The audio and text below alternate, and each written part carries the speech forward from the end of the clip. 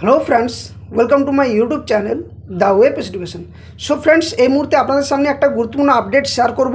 সেটা হচ্ছে রাজ্যের কর্মচারীদের বকেয়া ডিএ, সেভেন্থ পে কমিশন চালু এবং সাথে সাথে ডিএ যে বৃদ্ধির হার সেই বিষয়ে।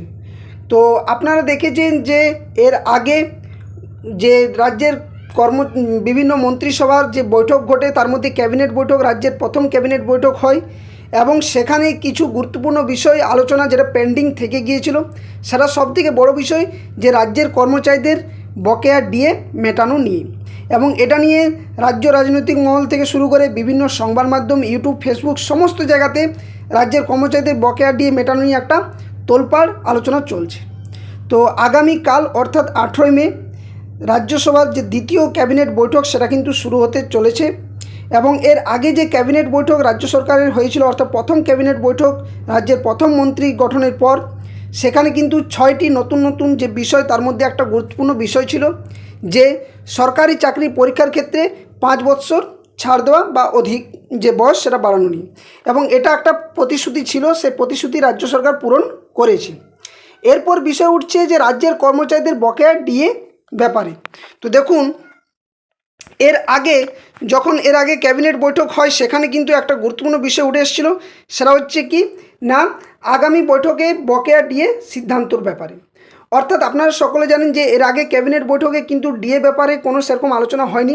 তবে সংবাদ মাধ্যমে একটা খবর উঠেছিল যে পরবর্তী যে ক্যাবিনেট বৈঠক, অর্থাৎ আগামীকাল যেটা হতে চলেছে, সেখানে মন্ত্রিসভাতে ডিএর ব্যাপারে কিন্তু আলোচনা হতে পারে। তো সেই বিষয়টা কি বলা হয়েছে না, এখানে বলা হচ্ছে যে আগামী সোমবার ফের রাজ্য মন্ত্রিসভার বৈঠক হবে বলে জানালেন সিএম শুভেন্দু অধিকারী মহাশয়। অর্থাৎ এর আগে যখন ক্যাবিনেট বৈঠক হয় তখনই কিন্তু এই বিষয়টা তিনি জানিয়েছেন। তিনি বলেন যে ওই বৈঠকে রাজ্য সরকারি কর্মচারীদের জন্য পে কমিশন, বকেয়া ডিএ মিটিয়ে দেওয়া নিয়ে আলোচনা হবে বলে জানিয়েছিলেন। তো এখান থেকে একটা বিষয় পরিষ্কার যে আগামীকাল কিন্তু রাজ্যের কর্মচারীদের বকেয়া ডিএ নিয়ে কিছুটা আলোচনা হতে পারে। এখন তার সাথে সাথে কিছু গুরুত্বপূর্ণ বিষয় আমি আপনার সামনে ভিডিওতে দিয়েছিলাম, যেখানে রাজ্যের কর্মচারীদের যে সেভেন্থ পে কমিশন চালুর ব্যাপারে। অর্থাৎ রাজ্য সরকার, আপনারাও হয়তো জানেন যে রাজ্য সরকার বলেছিলেন যে রাজ্যের কর্মচারীদের 45 দিনের মধ্যে যে নতুন পে কমিশন গঠন বা চালু যে কোনো একটা, হয়তো কারণ এক বেগ তো কোনো কিছু চালু হবে না, কারণ সেটার জন্য একটা যে পরিকল্পনা দরকার বা সেটার জন্য বিল পাস হবে, তারপর নতুন পে কমিশন চালু হতে পারে।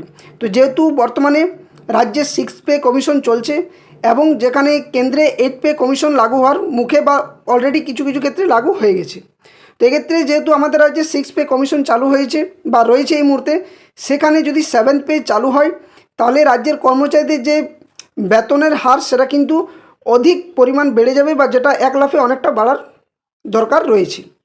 তো এক্ষেত্রে 7 পে কমিশন চালু নিয়ে কিন্তু রাজ্য সরকার কোনো একটা পরিকল্পনা করতে পারে বা কিছু একটা আশ্বাস দিতে পারে কালকে, এবং সেটা হয়তো ফলপ্রসূ হতে সময় লাগতে পারে। কিন্তু সবথেকে এখন যে বড় বিষয় সেটা হচ্ছে রাজ্যের কর্মচারীদের বকেয়া ডিএ মেটানো নিয়ে। অর্থাৎ আপনারা জানেন যে রাজ্যের কর্মচারীদের যে বকেয়া ডিএ সেটা কিন্তু 25% হারে সুপ্রিম কোর্ট অলরেডি রায় দিয়েছিল। কিন্তু সেটাকে নিয়ে আবারও নতুন করে এর আগের সরকার ক্লারিফিকেশন চায় এবং সেটা সুপ্রিম কোর্টে আরও মামলা ধার্য হয়। যদিও 2 ফেব্রুয়ারি এই রায় ঘোষণা হয়ে গিয়েছিলো এবং তার জন্য একটা কমিটিও গঠন হয়ে গিয়েছিলো, 4 জন সদস্যের একটা কমিটি। এবং সেখানে অর্থ দপ্তরকে সময়ে সময়ে 2 কিস্তিতে যে টাকা মেটানোর যে নির্দেশ রাজ্য সরকারের দেওয়া হয়েছিল, তার তথ্যও কিন্তু দিতে বলা হয়েছিল। তবু সেটা নিয়ে এখনও পর্যন্ত কোনো আশ্বাস পাওয়া যায়নি এর আগের সরকারের সময়। কিন্তু বর্তমান সরকার বলেছেন যে বকেয়া ডিএ 25% হারে মিটিয়ে দেবে। এবং যার জন্য আপনারা দেখেছেন যে রাজ্য সরকার এই যে ডিএর ব্যাপারে বা ডিএ মামলার ব্যাপারে সেটা নিয়ে একটা কিন্তু যে নোটিশ বা ইমেল সেটা কিন্তু করে, যেটা কুণাল মিমানি মহাশয় তিনি কিন্তু সুপ্রিম কোর্টে এটা দায়ের করে এবং একটা যে শুনানি, সেই শুনানি প্রক্রিয়াটা পিছিয়ে দেওয়ার জন্য। অর্থাৎ এখান থেকে একটা আশ্বাস পাওয়া যাচ্ছে যে বকেয়া ডিএ সংক্রান্ত যে মামলা চলছে সেটা কিন্তু খারিজ করে দিতে পারে বা সেটা উইথড্র করতে পারে আর কি। তার পরিপ্রেক্ষিতে এটা আভাস যে রাজ্যের কর্মচারীদের যে 25% বকেয়া ডিএ রয়েছে হারে দেওয়ার কথা, সেটা কি কাল ঘোষণা হবে নাকি হবে না। তো যাই হোক, কালকে কিন্তু এটার একটা খুবই গুরুত্বপূর্ণ বা বৃহৎ আলোচনা হতে পারে। তো দেখুন, এখানেও কিন্তু ওই বিষয়টি বলা রয়েছে যে ডিএ পুরো দিতে পারে শুভেন্দু সরকার, সোমবারের সুখবর এটা নিয়ে বলা হচ্ছে। তো আগামী সোমবার নবান্নে মন্ত্রিসভার দ্বিতীয় বৈঠক বকেয়া ডিএ মেটানোর চূড়ান্ত সিদ্ধান্ত নিতে পারে শুভেন্দু অধিকারীর সরকার। সুপ্রিম কোর্টের নির্দেশ মেনে পূর্বতন সরকারের যে পর্যায়ক্রমিক নীতির বদলে বর্তমান সরকার একেবারে সম্পূর্ণ বকেয়া ডিএ মিটিয়ে দিতে পারে বলে প্রশাসনিক সূত্রে খবর। ডিএ মামলা পিছিয়ে দেওয়ার সরকার আর্জি এবং কেন্দ্রের সঙ্গে যে 42% ফারাক থাকায় এই বৈঠক ঘিরে আশাবাদী রাজ্যের সরকারি কর্মচারীরা। অর্থাৎ রাজ্য সরকারের যে ডিএ বর্তমানে দেওয়া হয় সেটা কিন্তু 18% এবং কেন্দ্র সরকারের যে ডিএর যে হার সেটা কিন্তু 60%। অর্থাৎ এর মধ্যে কিন্তু গ্যাপ প্রায় অনেকটা 42%-র কাছাকাছি। তো এখান থেকে আরও একটা আশাবাদী রাজ্যের কর্মচারী রয়েছেন, সেটা হচ্ছে কি না এই যে ডিএ বৃদ্ধির ব্যাপারে। তো কালকের আলোচনার যে ক্যাবিনেট বৈঠক হতে চলেছে সেটা কিন্তু খুবই গুরুত্বপূর্ণ এবং তাৎপর্যপূর্ণ, কারণ এই বৈঠকের মধ্য দিয়ে রাজ্যের কর্মচারীদের যে বকেয়া ডিএ মেটানোর যে ব্যাপার বা নতুন পে কমিশন চালুর ব্যাপার বা ডিএ যে বৃদ্ধির হার সেটা নিয়েও কিন্তু আলোচনা হবে। তো কালকের জন্য সকলকেই একটু বলবো নজর রাখা দরকার, কারণ আশা করছি কিছু না কিছু ভালো আপডেট আসতে পারে বলে একটা আশঙ্কা পাওয়া যাচ্ছে বা একটা সংকেত পাওয়া যাচ্ছে। তো কালকে সকলেরই কিন্তু এই বিষয়ে নজর থাকবে। তো এই ধরনের আপডেট পাওয়ার জন্য অবশ্যই বলবো আপনারা চ্যানেলটি সাবস্ক্রাইব করে পাশে থাকা বেল নোটিফিকেশন করবেন, যাতে করে সঠিক সময়ে সঠিকভাবে আপনার সামনে আপডেটগুলো তুলে ধরতে পারি। আর কালকে অবশ্যই আপনার সামনে যথাসময়ে আপডেটগুলো নিয়ে আসবো। ভিডিও ডেসক্রিপশন বক্সে দেওয়া অফিসিয়াল যে টেলিগ্রাম চ্যানেল লিঙ্ক এবং অফিসিয়াল যে ফেসবুক পেজের লিঙ্ক দেওয়া রয়েছে সেখানে অবশ্যই আপনারা যুক্ত হয়ে যাবেন। ওখান থেকে যে কোনো ধরনের আপডেট, তথ্য, নিউজ, নোটিফিকেশন সংক্রান্ত আপডেট দেওয়া হবে। সাথে সাথে আরেকটা বিষয় বলে রাখি, যেটা হয়তো অনেকে কমেন্ট করছেন, আমি বারংবার এই ভিডিওগুলো দিয়েছি বলেই, যে রাজ্যের অস্থায়ী কর্মচারীদের নিয়ে কোনো কি বিকল্প ব্যবস্থা রাজ্য সরকার নিতে পারে। তো এটা নিয়ে বিভিন্ন সংবাদ মাধ্যমে আপনারা দেখেছেন এবং বিভিন্ন নোটিশ একটার পর একটা রাজ্য সরকার জারি করছে।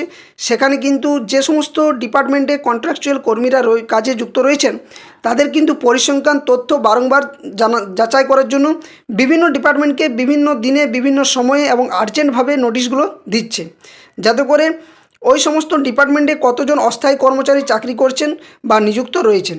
তো এই সমস্ত কর্মচারীদের নিয়েও কিছুটা একটা ভালো আশ্বাস কিন্তু কাল আসতে পারে বলে মনে করা হচ্ছে, কারণ এখানে ক্যাবিনেট বৈঠক হওয়া মানে সেখানে মন্ত্রীদের যে একটা আলোচনা সেটা কিন্তু আগের থেকে পূর্ব পরিকল্পিত থাকে এবং সমস্ত বিষয়গুলো আলোচনার আশ্বাস কিন্তু তারা সর্বোপরিভাবে কার্যকরী করার জন্য যে প্রতিশ্রুতিবদ্ধ সেটা কিন্তু হয়ে থাকে। তো কালকের ক্যাবিনেট বৈঠকে আরও অনেক কিছু সিদ্ধান্ত আসতে পারে বলে একটা জোর জল্পনা বা আলোচনা তুঙ্গে রয়েছে। তো অবশ্যই যারা কন্ট্রাকচুয়াল কর্মী রয়েছেন বা কন্ট্রাকচুয়াল এমপ্লয়েন্ট রয়েছেন তাদের ক্ষেত্রেও কিন্তু ভালো একটা আশার আলো কিন্তু দেখা যেতে পারে কালকে। তো কালকে আপনারাও কিন্তু নজরে রাখবেন, অবশ্যই বিভিন্ন নিউজ আপডেট তথ্যগুলো দেখার চেষ্টা করবেন। আর যারা আমার চ্যানেলে যুক্ত আছেন এখান থেকে অবশ্যই আমি আপনাদের সামনে যথাসম্ভব অথেন্টিক নিউজ আপডেটগুলো আপনার সামনে শেয়ার করার চেষ্টা করব। তো ভিডিওটি বেশি আর লেন্দি করছি না, সকলে সুস্থ থাকুন, ভালো থাকুন। এই ধরনের সমস্ত আপডেট নিউজ আপনার সামনে নিয়ে আসবো এবং কালকের জন্য সকলে নজর রাখুন, চ্যানেলটি সাবস্ক্রাইব করে পাশে থাকা বেল নোটিফিকেশন অন করবেন। ধন্যবাদ, জয় হিন্দ।